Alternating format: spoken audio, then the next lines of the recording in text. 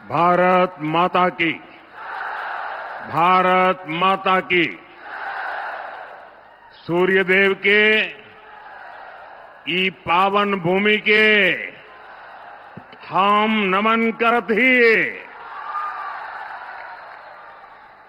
उमगेश्वरी माता एवं देवकुंड के ई वैभवशाली भूमि पर अपने सबके अभिनंदन करित है।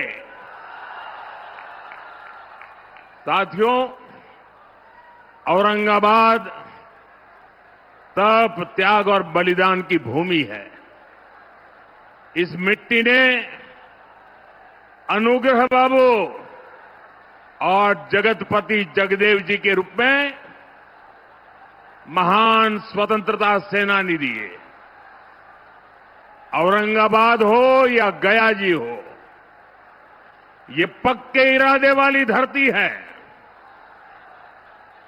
दशरथ मांझी जी इसी का प्रतीक रहे हैं। मैं इस क्षेत्र की सभी महान विभूतियों को नमन करता हूं। साथियों, कल ही बिहार ने पहले चरण का मतदान किया है और वाकई बिहार के लोगों ने अब तक के सारे रिकॉर्ड तोड़ दिए हैं। बिहार के इतिहास का अब तक का सबसे अधिक मतदान हुआ है और इसमें हमारी माताएं बहनें सुबह से कतार लगा करके खड़ी हो गई और उन्होंने तो सारे रिकॉर्ड तोड़ दिए हैं। पहले चरण में करीब 65% वोटिंग हुई है।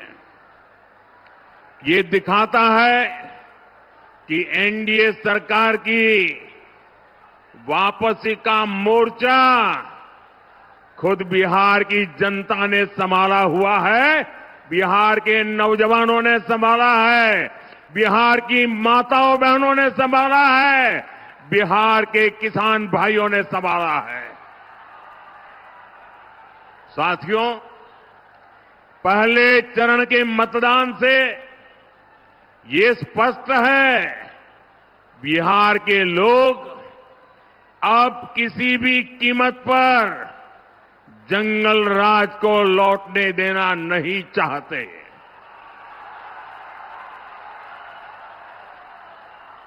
बिहार का नौजवान आरजेडी के झूठे वादों पर नहीं, एनडीए के ईमानदार इरादों पर वोट दे रहा है। आरजेडी ने झूठे वादों का भ्रम फैलाने की भरसक कोशिश की। इनके वादों पर तो खुद कांग्रेस को ही भरोसा नहीं है, इसलिए वो आरजेडी के घोषणा पत्र की बात ही नहीं करती। बिहार के लोगों ने, बिहार के नौजवानों ने भी आरजेडी के झूठ के पिटारे को खारिज कर दिया है। साथियों, बिहार का मतदाता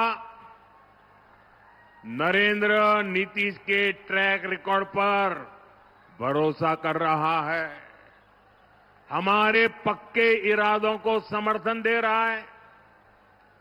पहले चरण के मतदान से ये तय है, फिर एक बार एनडीए सरकार, फिर एक बार, फिर एक बार, फिर एक बार बिहार में फिर से सुशासन सरकार। साथियों, मुझे बिहार के सामर्थ्य पर भरोसा है। बिहार के पास मां गंगा का आशीर्वाद है, यहां इतनी उपजाऊ भूमि है, यहां इतने परिश्रमी लोग हैं।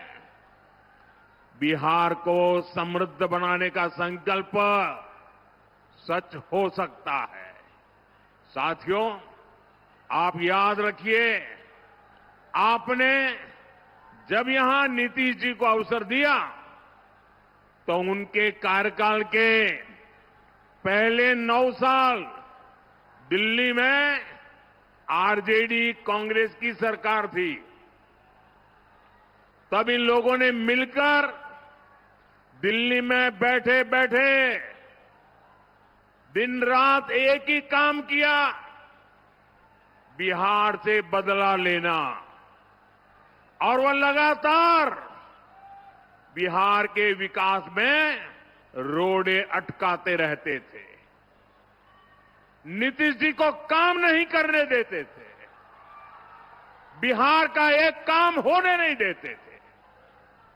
2014 में जब आपने मुझे सेवा का अवसर दिया,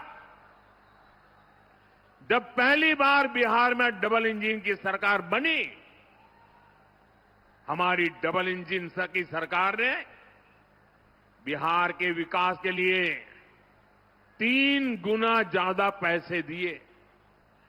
आज बिहार के हर इलाके में सड़कें बन रही हैं, लंबे लंबे पुल बन रहे हैं, रेलवे के ट्रैक बन रहे हैं, नए अस्पताल और नए कॉलेज बन रहे हैं। साथियों, अब एनडीए की डबल इंजन सरकार ने बिहार के उज्जवल भविष्य के लिए नए संकल्प लिए हैं। हमने अपने घोषणा पत्र में बताया है कि इन संकल्पों को सिद्धि का रास्ता क्या है, हम इसको कैसे करेंगे, ये भी बताया है। अपनी घोषणाओं को हम कैसे पूरा करने वाले हैं।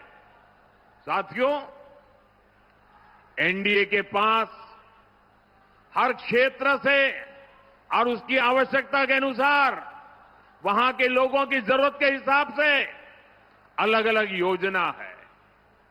कहीं फूड प्रोसेसिंग से जुड़े उद्योग पर बल दिया जा रहा है, कहीं टूरिज्म का विकास हो रहा है, कहीं टेक्नोलॉजी से जुड़ी कंपनियों का विस्तार करने जा वाले हैं, वहीं मैन्युफैक्चरिंग से जुड़े उद्योगों को बढ़ावा दिया जा रहा है। यानी जहां जैसा सामर्थ्य है, वहां वैसी ही इंडस्ट्री लगाई जा रही है। जैसे मगध का हमारा एक क्षेत्र है, यहां हजारों एकड़ इलाके में उद्योगों का खाका खींचा गया है। इसके लिए बिजली, सड़क, रेल का नेटवर्क तेजी से बनाया जा रहा है। गया जी में बिहार का सबसे बड़ा इंडस्ट्रियल कॉरिडोर बन रहा है। इसका फायदा इस पूरे क्षेत्र को होगा। साथियों, मोदी और नीतीश जी का ट्रैक रिकॉर्ड सबके सामने है। अब आप याद कीजिए, जब मैं कहता हूं कि मैं ये करने वाला हूं, इसका मतलब मैं उसको करके ही रहता हूं। मैं आपको याद दिलाता हूं, बिहार के मेरे भाई बहन, मोदी ने कहा था राम मंदिर बनेगा। आप मुझे बताइए, मंदिर बना के नहीं बना? मंदिर बना के नहीं बना? डंके की चोट पर बना के नहीं बना? 500 साल का अधूरा काम पूरा किया कि नहीं किया? मोदी ने देश को वादा किया था और मैंने कहा था कि आर्टिकल 370 की दीवार गिरेगी। आप मुझे बताइए, 370 हटा के नहीं हटा? 370 हटा के नहीं हटा? और मोदी ने बिहार की इसी धरती से पहलगाम हमले का बदला लेने की बात भी कही थी। और फिर आपने ऑपरेशन सिंदूर में तबाह होते पाकिस्तान को भी देखा है। मैंने बिहार की धरती से कहा था, वो किया कि नहीं किया? साथियों, मोदी ने वन रैंक वन पेंशन हमारे देश की रक्षा करने वाले, हमारे देश के वीर जवानों, हमारे फौजियों को वादा किया था, हम वन रैंक वन पेंशन लागू करेंगे। आज 7 नवंबर को ही वन रैंक वन पेंशन लागू हुए 11 वर्ष हो रहे हैं। 11 वर्ष। हमारे सैनिक परिवार 4 दशकों से वन रैंक वन पेंशन की मांग कर रहे थे, लेकिन कांग्रेस हर बार उनसे झूठ बोलती रही। कांग्रेस ने 500 करोड़ रुपए दिखाकर कहा था कि लो वो आरोपी लागू हो गया, और उसके बाद भी उसने पूर्व फौजियों से किया वादा कभी नहीं निभाया। आप मुझे बताइए दोस्तों, क्या फौज के जवानों को किया हुआ वादा क्या कोई धोखा कर सकता है? क्या धोखा करना चाहिए क्या? अगर तो ऐसा धोखा करते हैं तो वो कितने निकम्मे लोग हैं, वो आप जानते हैं कि नहीं जानते हैं? मैंने अपने सैनिक भाइयों को one rank one pension OROP लागू करने की गारंटी दी थी। आप मुझे बताइए, ये गारंटी मैंने पूरी की कि नहीं की? ये गारंटी पूरी की या नहीं की? और साथियों, ये ऐसे ही गारंटी पूरी नहीं हुई है। आप जानते हैं, इन 11 सालों में हमारे जो फौजी भाई बहन हैं, जो निवृत्त फौजी भाई बहन हैं, उनके परिवारों को कितना पैसा मिला है? आप अंदाज कर सकते हैं? अब तक वन रैंक वन पेंशन को लागू करने के कारण 1 लाख करोड़ कितना कितना कितना ये आरजेडी वालों को 1 लाख करोड़ कैसे लिखना, एक के पीछे कितने बिंदु लगेंगे, वो उनको इतना भी समझ नहीं आएगा। 1 लाख करोड़ रुपया देश के खजाने से फौजियों के खाते में गए हैं। बताइए, कांग्रेस आरजेडी वाले ये लोग 500 करोड़ का झूठ बोल रहे थे। यही इनकी सच्चाई है, यही इनकी राजनीति झूठ पर ही टिकी हुई है। इसलिए साथियों, जब हम कहते हैं कि बिहार में 1 करोड़ नए रोजगार देंगे, तो देश के बिहार के नौजवानों को हमारी बात पर भरोसा होता है। बीते कुछ सालों में ही बिहार में लाखों भर्तियां हुई है, पूरी ईमानदारी से भर्तियां हुई है। जबकि साथियों, आपके सामने आरजेडी कांग्रेस का ट्रैक रिकॉर्ड भी है। ये वो लोग हैं जो बिहार के युवाओं से नौकरी के बदले जमीन लिखवा लेते हैं। आपको नौकरी चाहिए तो आपका खेत मेरे परिवार के नाम पर कर दो। ये खेल चला, अदालत ने भी माना, और आज ये जमानत पर बैठे हुए हैं।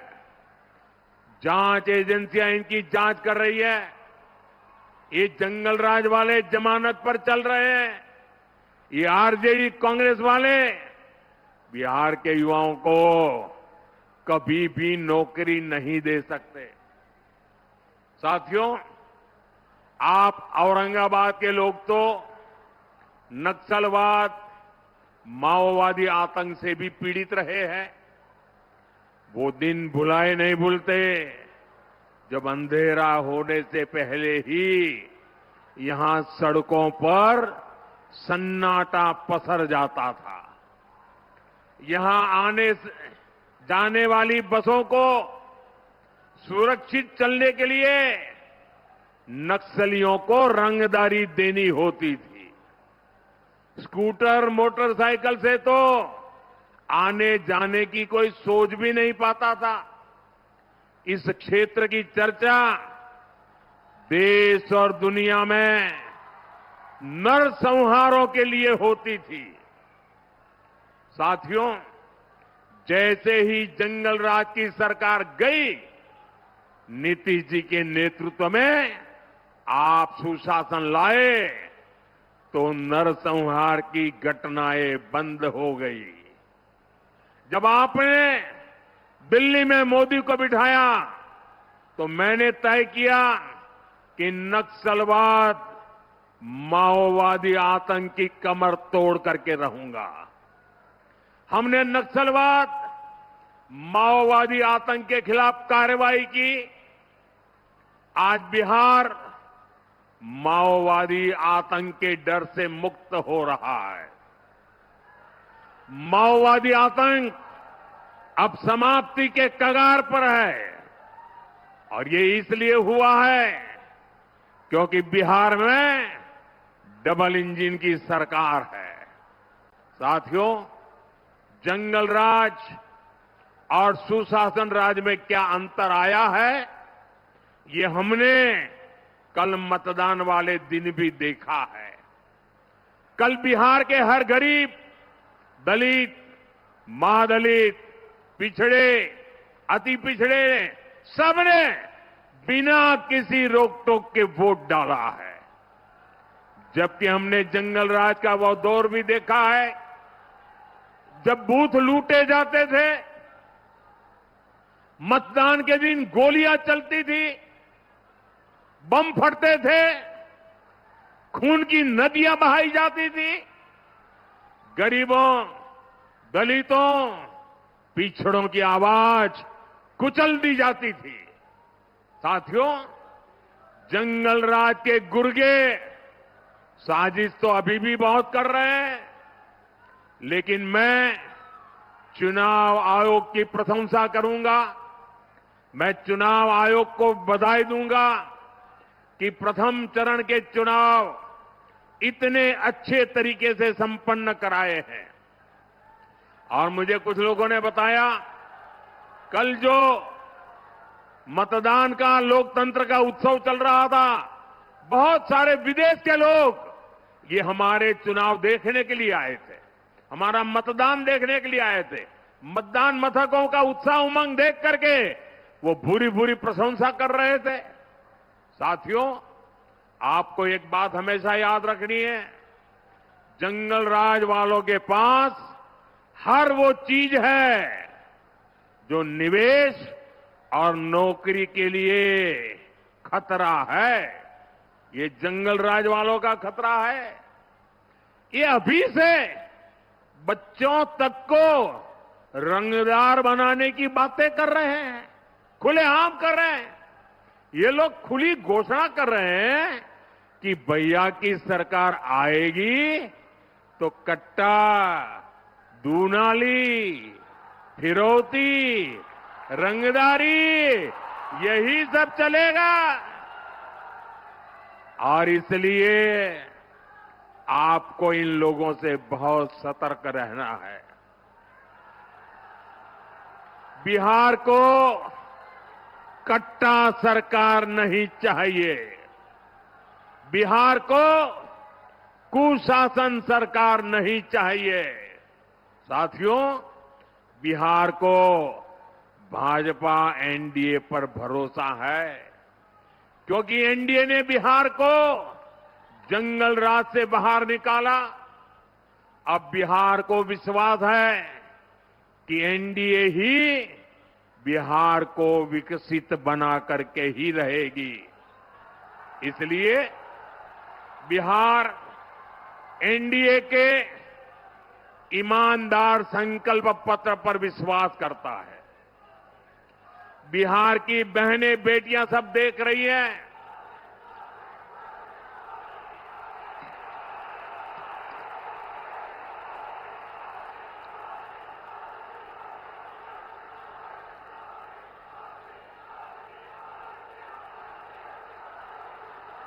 साथियों, ये उमंग और उत्साह, ये पैंडल से भी डबल लोग बाहर है और चारों तरफ जो मैं उत्साह उमंग देख रहा हूं, माताओं बहनों में जो उत्साह देख रहा हूं, मैं बिहार का उज्जवल भविष्य देख रहा हूं।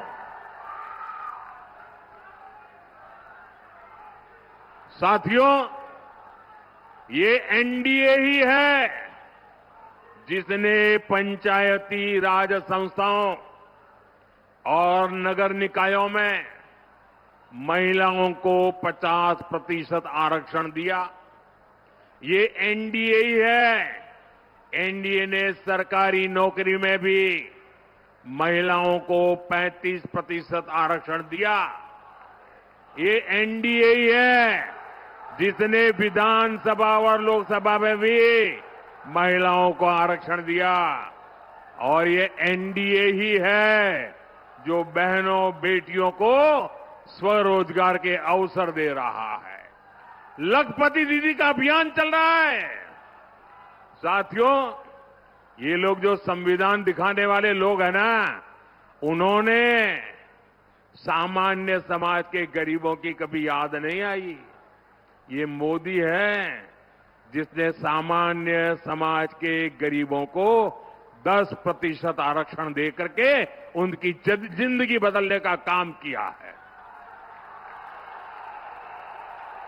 हम सिर्फ घोषणाएं नहीं करते, काम करते हैं।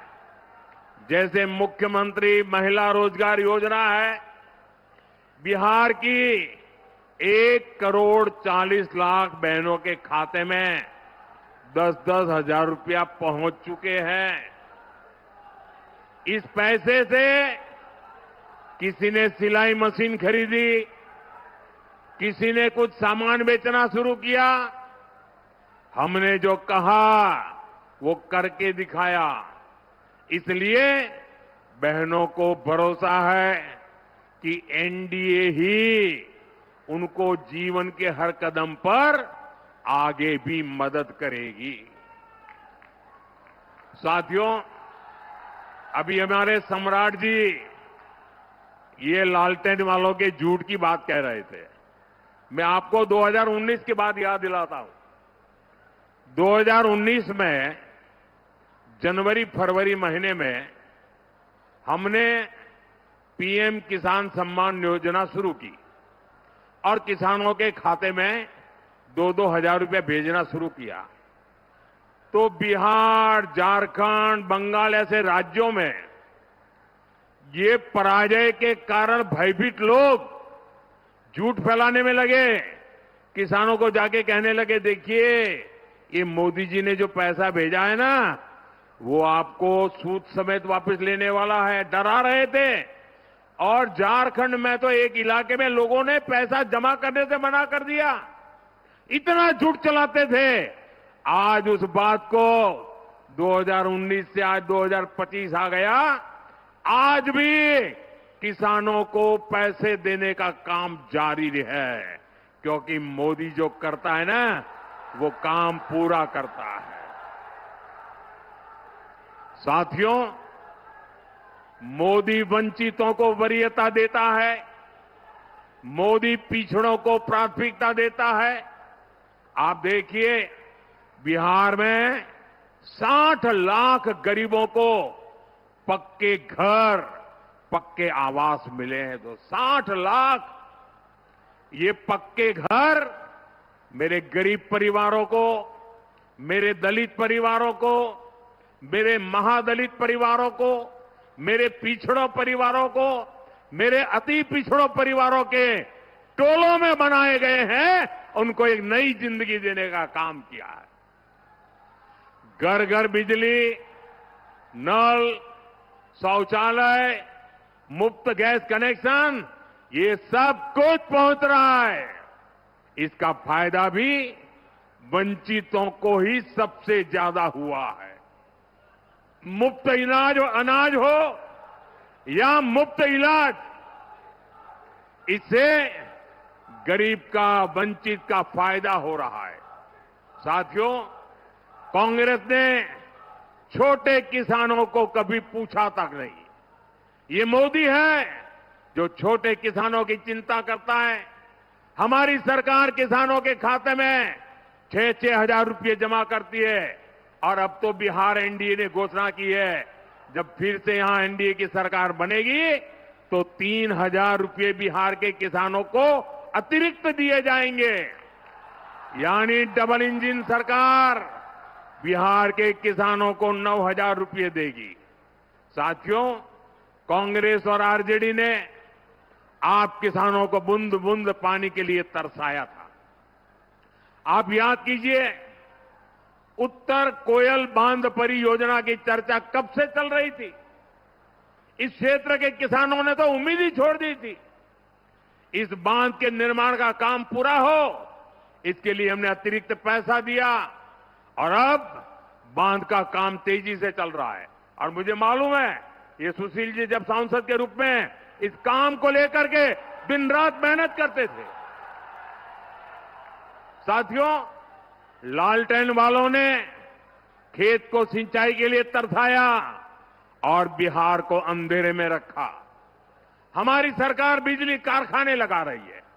कुछ महीने पहले ही मुझे नबीनगर कारखाने के अगले चरण का शिलान्यास करने का अवसर मिला था।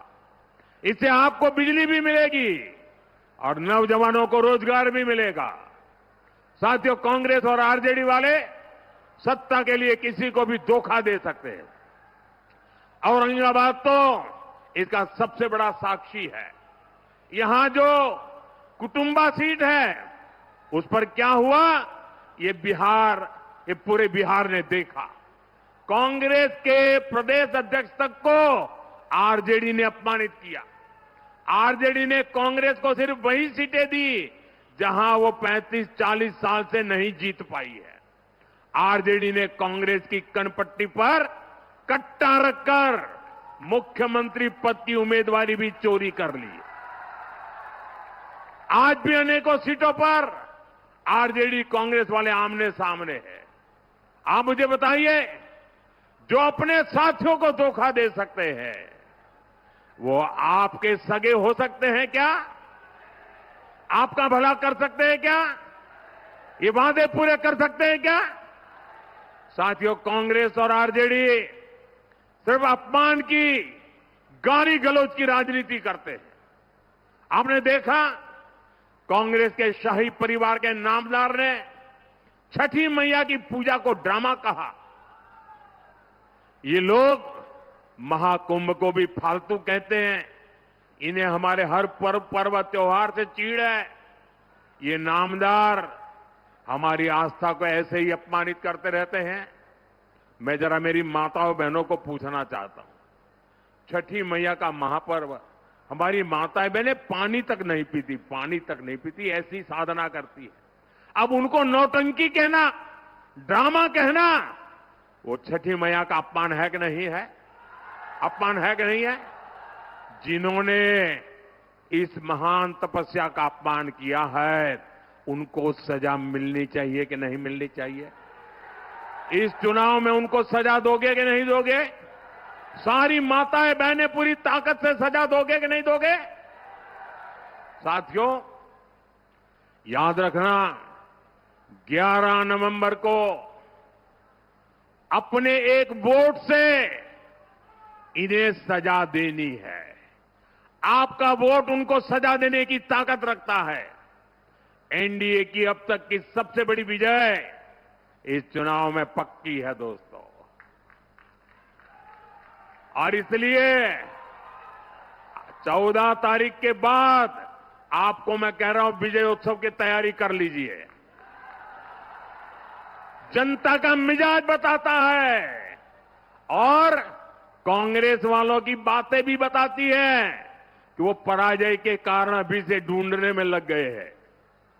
अभी से क्यों हार गए बिहार, इसके लिए क्या क्या कहना, इसकी नेट प्रैक्टिस चालू कर दी है उन्होंने। और इसलिए भाइयों बहनों, विजय की ओर आगे बढ़ना है आपके आशीर्वाद से। मैं सभी हमारे उम्मीदवारों से आग्रह करूंगा कि जरा आगे आइए, थोड़ा 2-2 कदम। आपके इन सभी उम्मीदवारों को आशीर्वाद चाहिए। मेरे साथ बोलिए, भारत माता की, वंदे वंदे वंदे वंदे। रफ्तार देखो बिहार का रफ्तार आया है युग उत्थान का, जन जन के कल्याण का आया है युग उत्थान का, जन जन के कल्याण का। तो पहले संकल्प में भरी थी एक हुंकार, रफ्तार पकड़ ली हले बिहार, रफ्तार पकड़ चुका है बिहार भैया, नई पीढ़ी का नया है बिहार, रफ्तार पकड़ ले है बिहार। दिल की यही पुकार सपने सबका का, जीने का आधार सुरक्षा का अधिकार, धरती मैया गीत सुनाए आंचल रोज पसार, सभी युवा को जन्मभूमि पर मिल